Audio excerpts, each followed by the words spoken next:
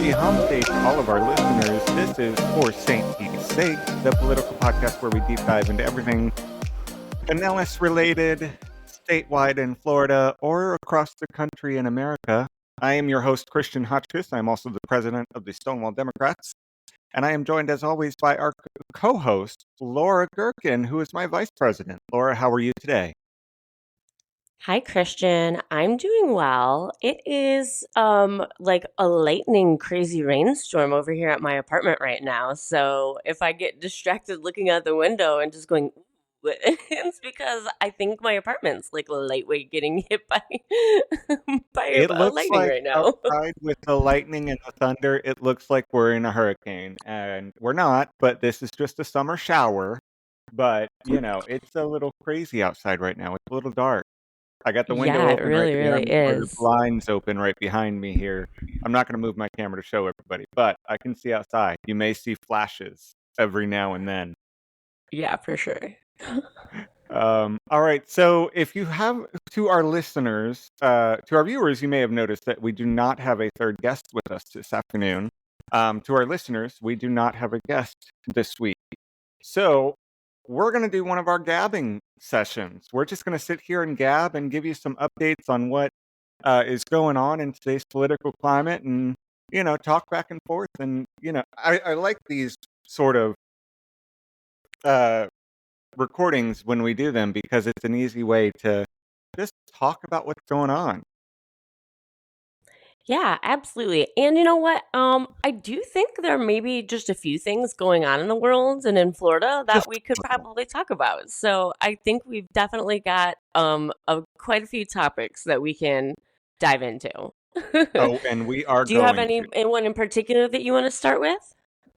I do. I think I want to start on this bombing in Iran.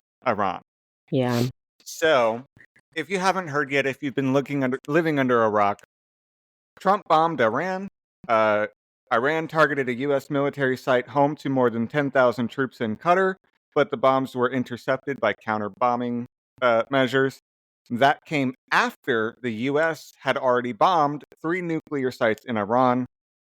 After the Mm. bombing from the U.S., Trump claimed a 12-day war was over and is calling it a big win.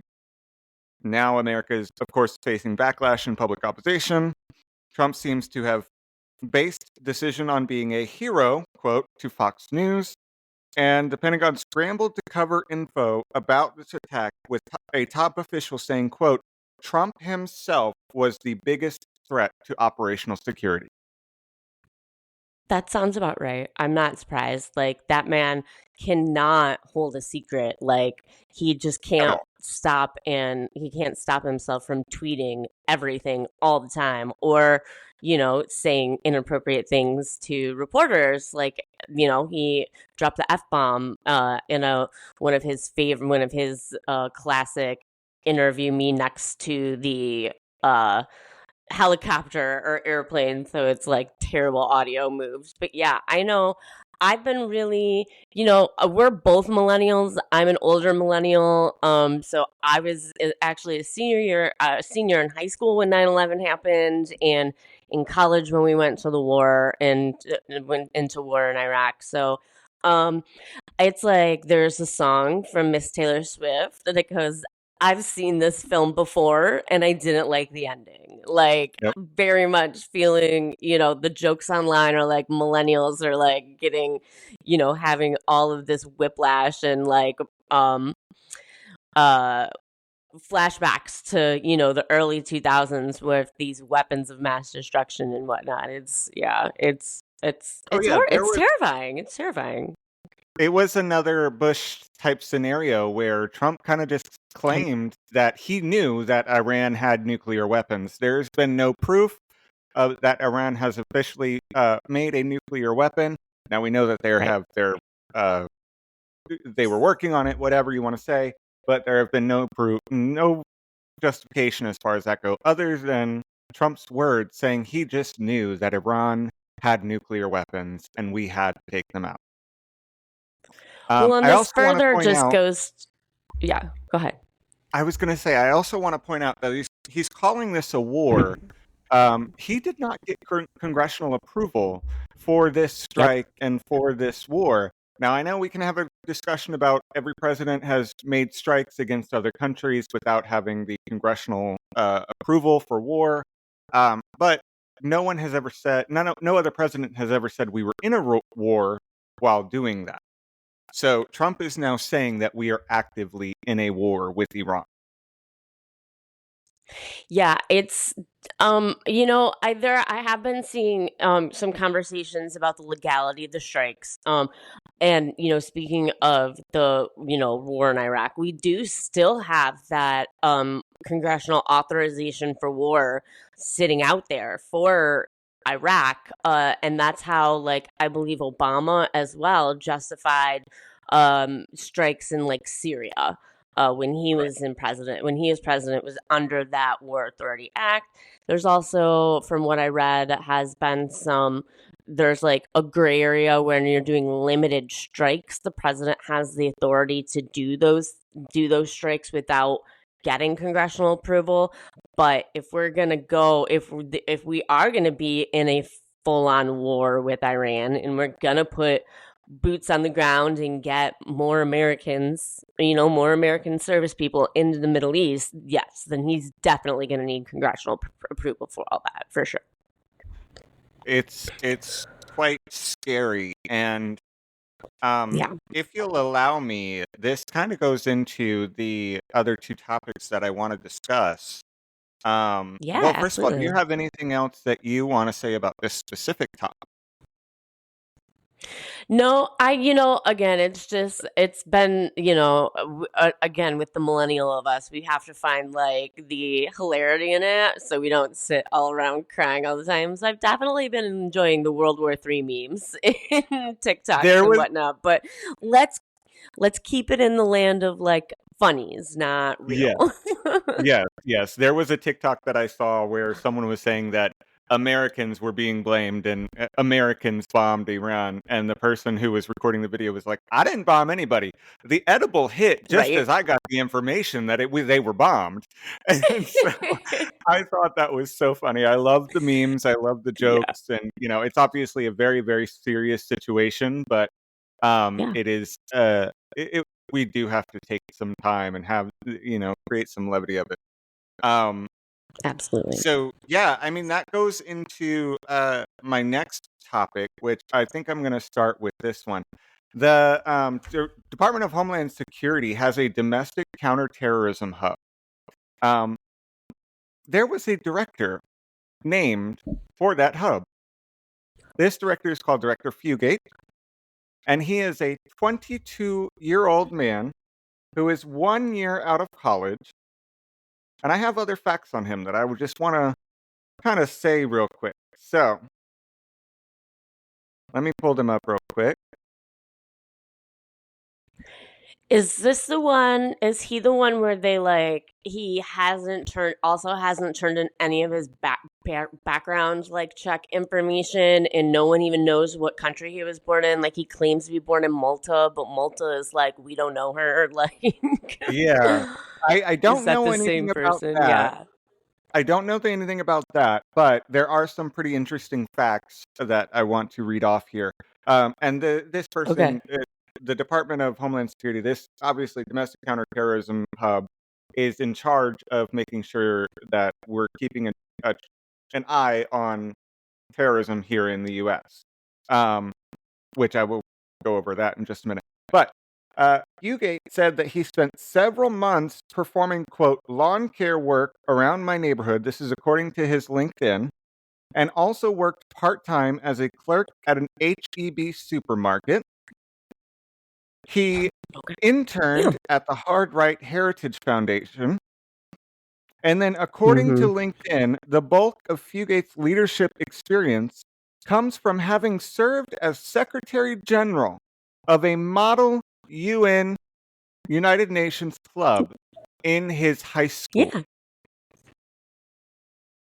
I That's his mean, yeah. experience. I isn't always, your high school experiences what you put on your resume for your White House leadership job? I mean, I would. Listen. The high school experience is it's mandatory. You got to have it. I got to say, if my experience from high school went into it, I'd be a professional clarinet player right now. Not a very good one, but a professional clarinet player right now. So I don't know. Yeah, I Go it's the ahead. Doge of it all. A lot of those kids from Doge were also, very recent college graduates, very young, like not, exactly seasoned professionals like, we've come to expect with every other presidential administration that hires people. But Yeah. yeah. Yeah. And there are, I mean, I don't think that anybody should be in any of the positions in the White House without prior experience. However, I can say that like a Kayleigh McEnany as White House press secretary, I can kind of forgive that because she had no prior experience except other than Yeah. being on the Trump campaign. But this specific, like these types of jobs where it's the director of domestic counterterrorism hub, I can't forgive this high Yeah. school experience. That does not. Yeah, no, you're absolutely right. This is, this is someone that's supposed to be in the know and keeping the whole country safe and like analyzing, stuff from the CIA and the FBI and like all this stuff about what threats are going on and whatnot. And it's just some, and I just like, I feel so, I don't want to be like one of those old people, turned into like the mean boomers who are like, you can't do anything because you're a young child. But I'm like, no, I don't feel like that. Like, I encourage young people to get involved and get and go out and get these amazing opportunity jobs, but like be a little bit qualified first, I guess, Right, exactly. There's a is the difference only between request. getting a job at an entry level and then getting the director Right. job right as you're 1 year out of college. There's a Exactly. major difference in that.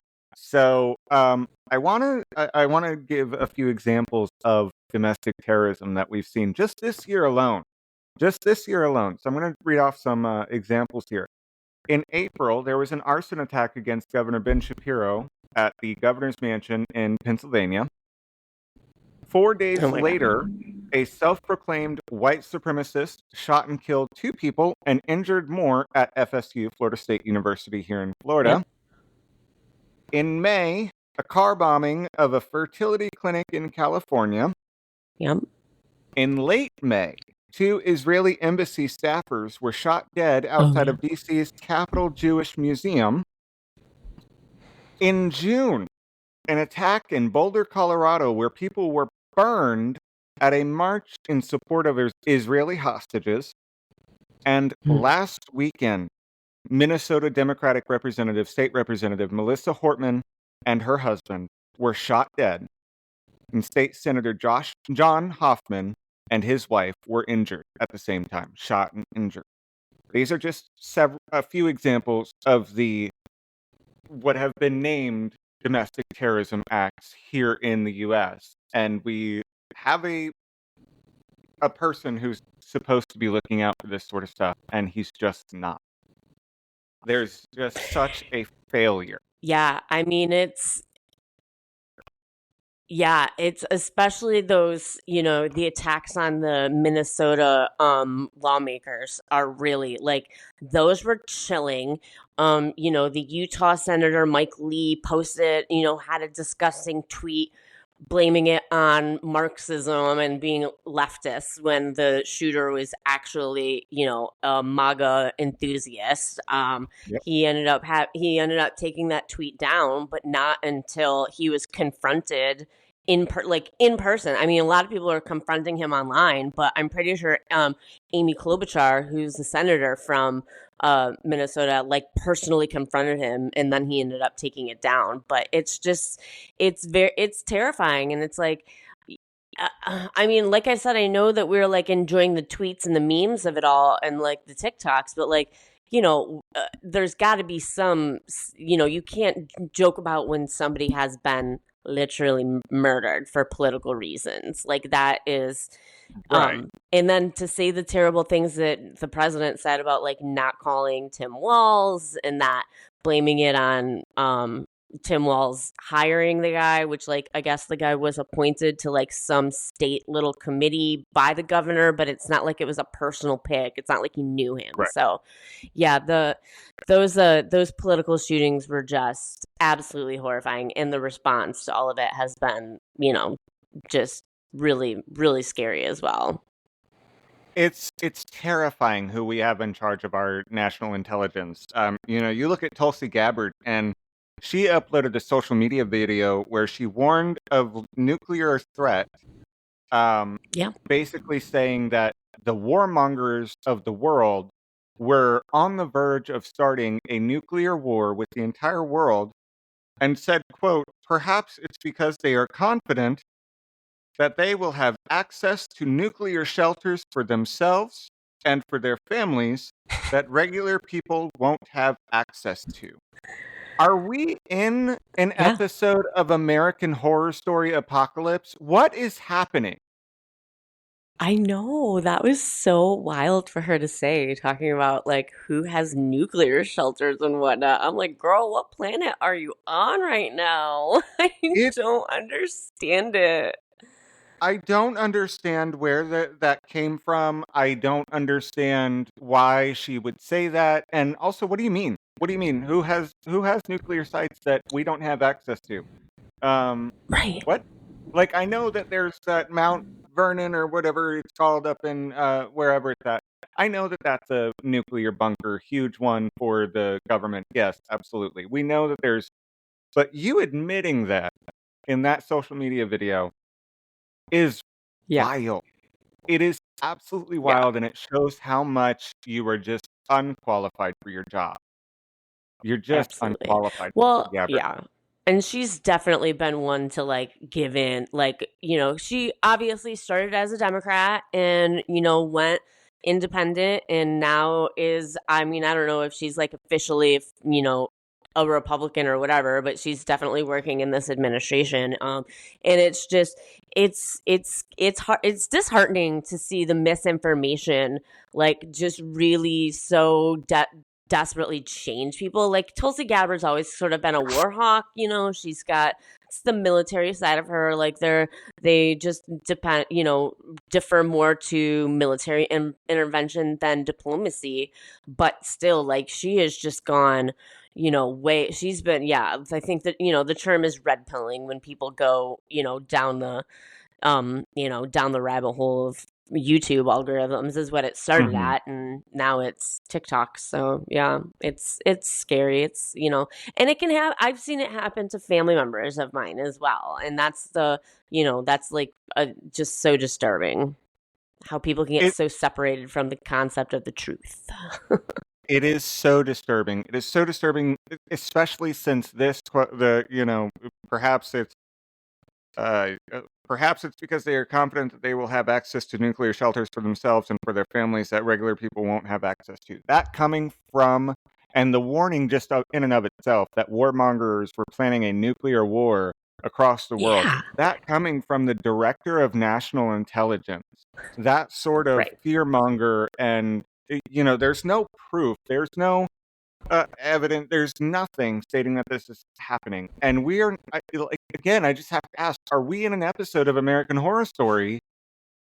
Right. What's happening? I don't get it. Um, Yeah. but that's who Trump is surrounding himself by, and he said that he was going Yeah. to get the best. And so, if this is what the best looks like, I am concerned for the future.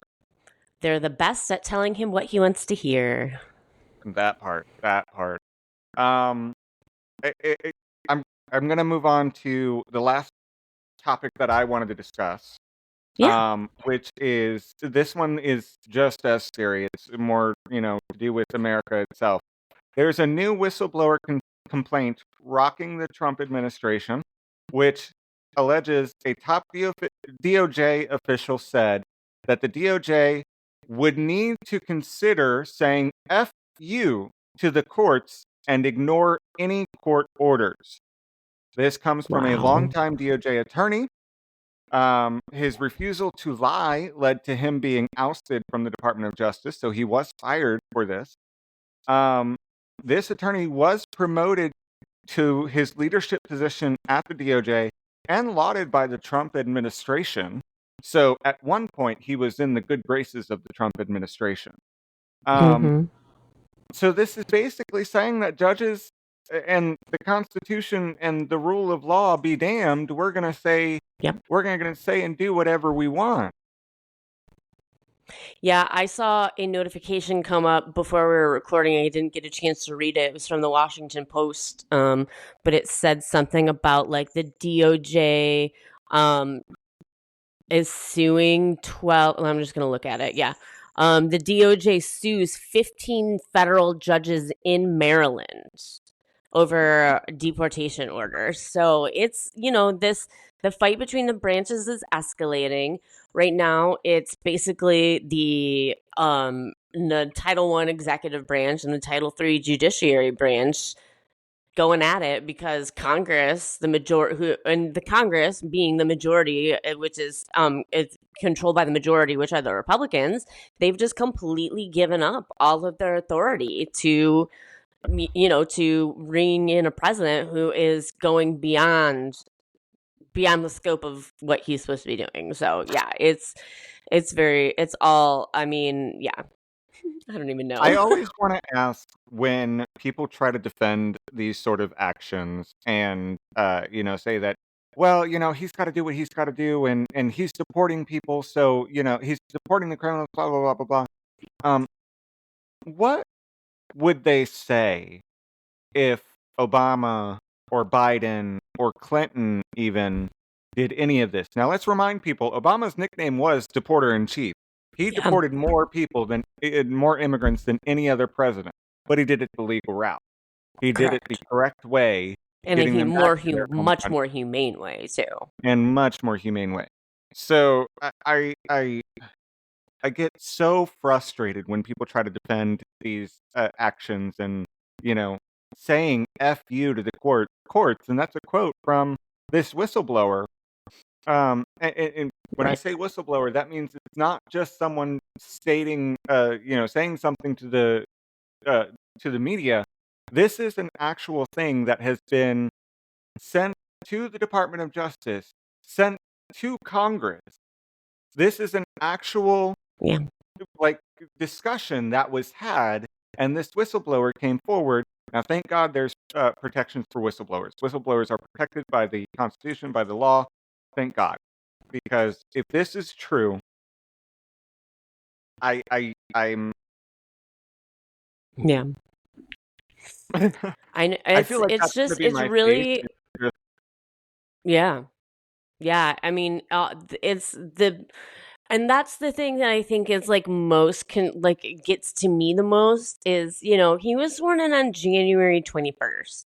This is or January 20th, whichever. This is June 25th. This has been bare 5 months. It hasn't even been 6 months yet. And we've Yep. gotten and there's just so much has gone down and so many of our norms have been degraded and just I mean, I just don't know where else goes. You know what I mean? Like it really disturbs me. And speaking of the immigration portion, one of the things that I saw today that I wanted to bring up is, Alligator Alley Alcatraz that they're building down here in Florida, that Governor DeSantis is erecting tented and trailer homes, basically, like facilities in the middle Mhm, of the Everglades, in the middle of summer, in the middle of mhm. hurricane season. Like, what do we think is going to happen there? Like, what are you going to do when you have the first tropical storm? Hell, a hard summer rain could take some of those places out because it's so like the Everglades are a swamp. They're swamp. It's not Oh meant to be yeah. lived in. Oh yeah, and it goes beyond that too because remember the Supreme Court in a 6-3 decision said that Trump could deport all of these people back to countries they're not even from, which is Saudi Arabia, Yeah. which is the place down in um, Venezuela. Venezuela. Thank you.